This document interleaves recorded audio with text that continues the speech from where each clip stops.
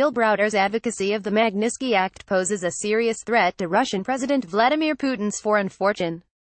Sky News, Reuters. Vladimir Putin spontaneously singled out one man who poses a unique threat to the Russian leader's massive fortune at Monday's press conference, and it may hint at one of Putin's greatest weaknesses. The man in question is Bill Browder, a U.S.-born British financier behind the Magnitsky Act, a 2012 U.S. law designed to sanction Russians suspected of carrying out human rights offenses, freeze their foreign assets, and bar them from entering the U.S. Several countries have also passed versions of the legislation. Many of these Russians are tied to Putin's government, and much of Putin's personal wealth is believed to be tied up in those foreign assets. On Monday, Putin suggested allowing U.S. officials to interview Russians suspected of interfering with the 2016 election in exchange for interviewing people close to Browder.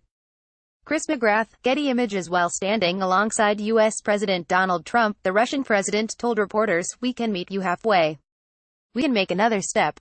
We can actually permit official representatives of the United States, including the members of this very commission headed by Mr. Mueller, we can let them into the country, and they will be present at this questioning. But in this case, there's another condition. This kind of effort should be a mutual one. Then we would expect that the Americans would reciprocate.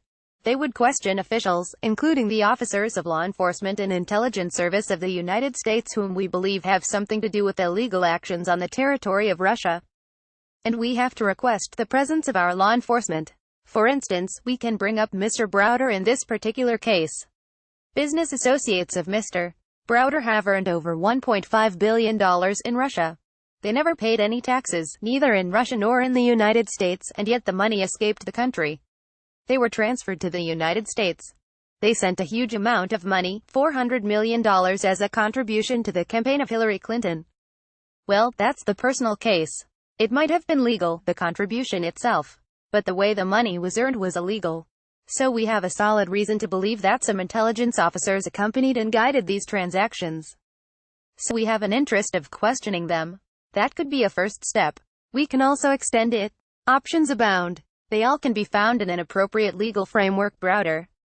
Getty Images, AFP. Bertrand Guay. Putin is seriously rattled. Browder said on Monday that Putin's offhand remark showed he was seriously rattled by the Magnitsky Act's growing popularity around the world. Browder wrote in Time, "Putin almost never utters the names of his enemies, except for mine, which he lately seems to utter at every opportunity.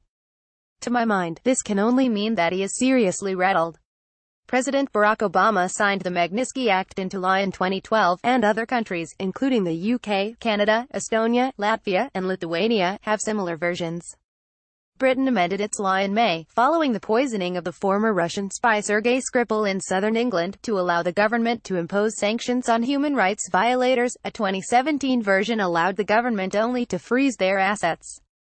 Browder told The Washington Post on Monday, "This is an incredibly powerful tribute to the power of the Magnitsky Act. This shows I've found Putin's Achilles heel, that he's very rattled by it." He added, "For a guy who's supposed to be a former KGB spy, he's got a terrible poker face."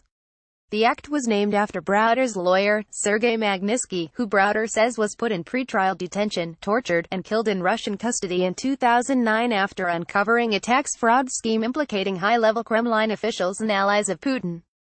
Secretary of State Hillary Clinton and Putin in March 2010. Reuters, RIA Novosti, Pool, Alexei Nikolsky. Putin's pants on fire. Clinton allegation. Putin's claim that Browder donated $400 million to Clinton's campaign was baseless, PolitiFact and The New York Times reported. As a British citizen, Browder cannot legally donate to U.S. candidates in a personal capacity.